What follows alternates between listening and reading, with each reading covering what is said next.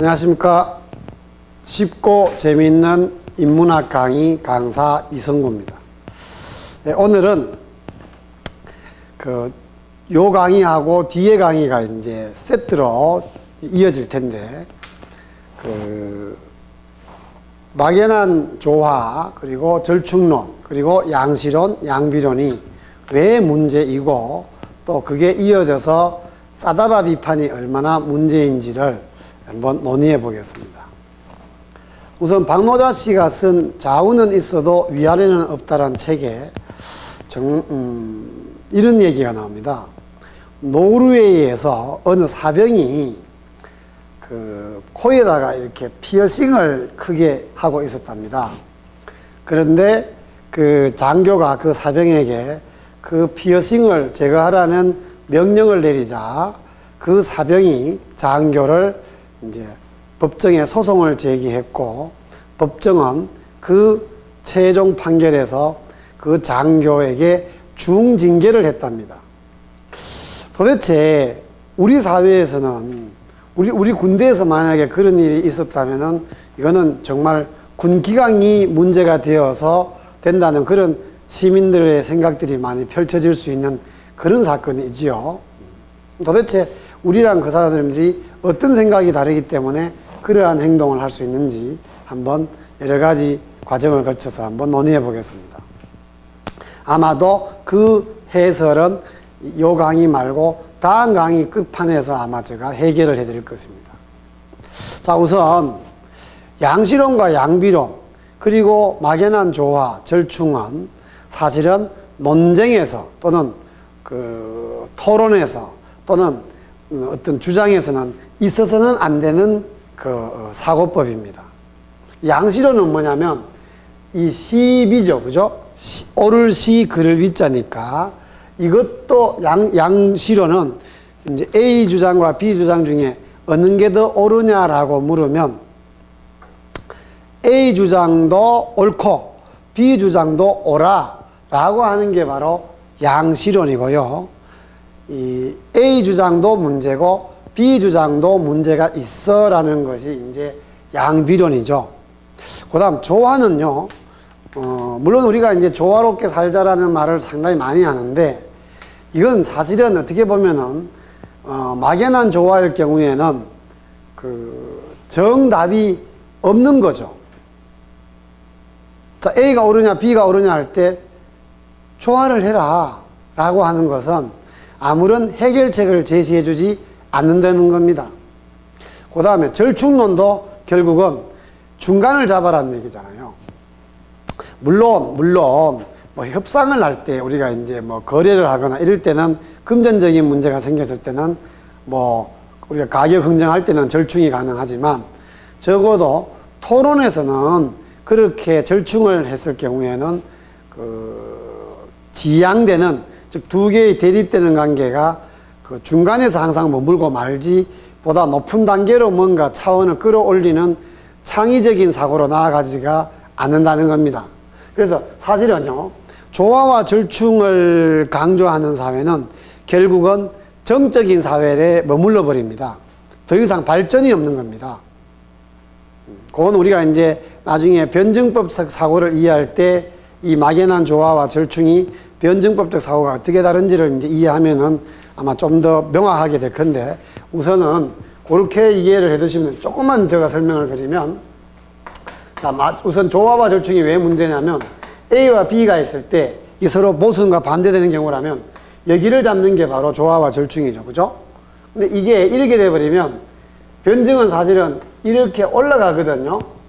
근데 여기에 A가 있고 여기에 B가 있으면 이렇게 올라가는 건 이거는 조화와 절충이 아니에요. 이거는 이런 걸 우리가 철학에서 지양이라 합니다. 지양.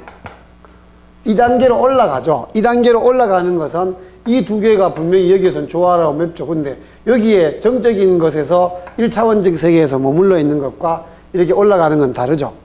그래서 이 조화와 절충 또한 논쟁에서는 쉽게 허락되어서는 안 됩니다. 자, 그러면 조화와 절충에 대한 얘기는 그렇게 얘기를 하고, 양시론과 양비론이 뭐가 문제냐 이겁니다. 그죠? 자, 예를 들어서 어떤 여자아이가 여동생이 집에서 이렇게 TV를 재밌게 드라마를 보고 있었어요. 근데 오빠가 바깥에 있다가 돌아가지고는 야야야 하고 채널권을 리모컨을 빼앗아서 프로야구를 시청하게 됩니다.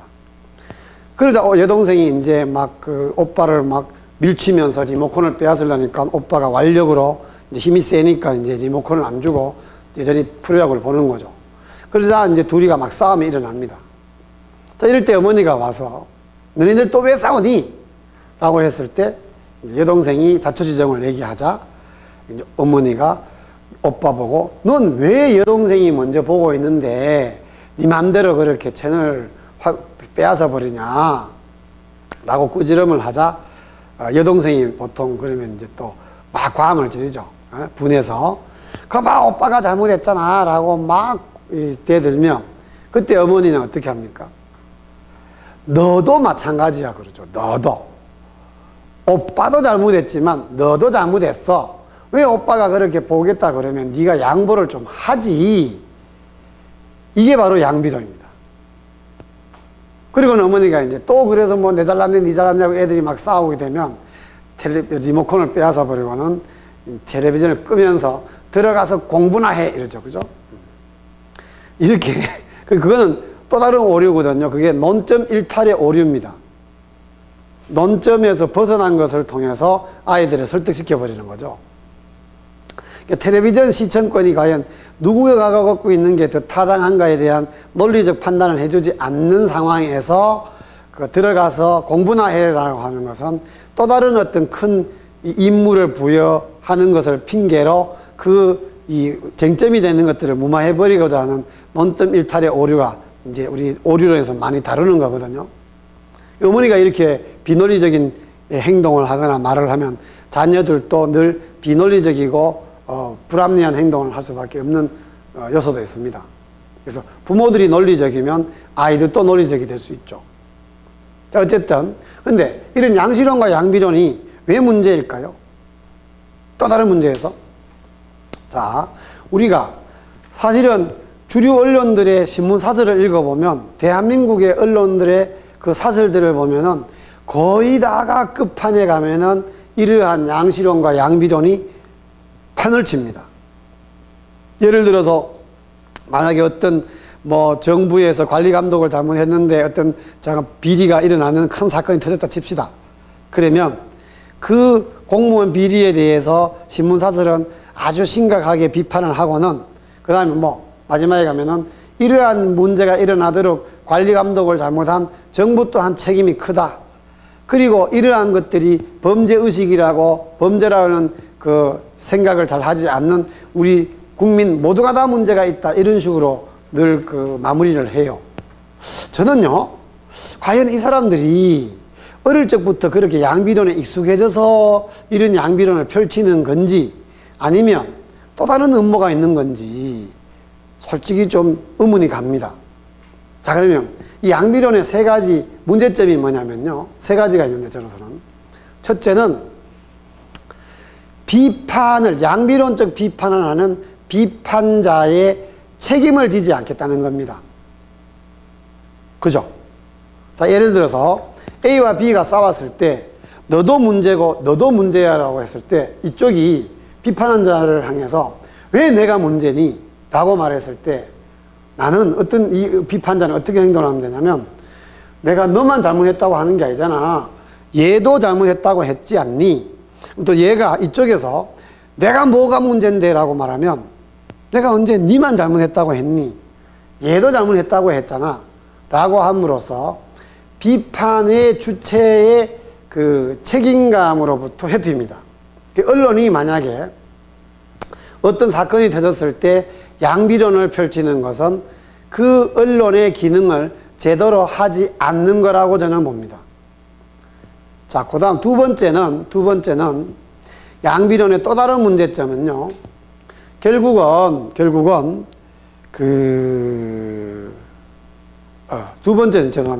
두 번째는 이쪽도 문제고 이쪽도 문제라는 것은 논리적인 어떤 타당성을 정확하게 되지 않기 때문에 바람직한 해결책이 없는 거예요. 아까 이제 이 사실은 그림으로 그렸지만은 A와 B에 대해서 이게 이 변증은요, 이렇게 이 비판이 정확해지면 이 단계에서 도저히 해결하지 못하면 이 위로 올라가야 되거든요. 지향돼야 되는데 이것도 문제고 이것도 문제다라고 하는 것은 결국은 이 두 사이에서 얘도 문제고 얘도 문제이기 때문에 어떤 것을 뭔가 만들어낼 수 있는 요소는 전혀 없어요. 그래서 근거가 없이 아무런 비판을 제대로 하지 않는 게 바로 양비론의 문제점이죠. 자, 그 다음에 가장 심각한 문제점은 뭐냐면 양비론을 비판당했을 때 그 당사자들의 힘의 논리가 강과 약에 따라서 결국은 그건 다르게 해석될 수도 있는 겁니다. 예를 들어서 만약에 아까제와 같은 오빠와 여동생의 싸움에서 양비론을 펼치면 그걸로 끝났다 칩시다. 그러면 여전히 오빠는 다음에도 여동생의 리모컨을 뺏을 수밖에 없는 상황이 벌어지는 거죠. 왜?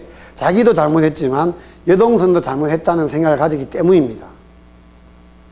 자, 예를 들어서 국가와 그 다음에 개인이 서로 갈등을 갖고 싸웠어요. 그럴 때 이 양비론을 펼쳐버리면 결국은 그 양비론을 펼치는 입장에서는 국가의 편을 드는 겁니다. 즉 강자와 약자의 이 비판에 대해서 양비론을 펼치는 경우 또는 양시론 또는 조화, 절충 이런 것들만 펼치는 사회는 바로 강자의 편에서는 그런 논리를 펴겠다는 것과 꼭 같은 얘기입니다. 자, 그런데 이러한 양시론과 양비론의 가장 문제, 또 다른 우리 사회의 문제점은 뭐냐면 이게 바로 싸잡아 비판으로 가는 겁니다. 싸잡아 비판.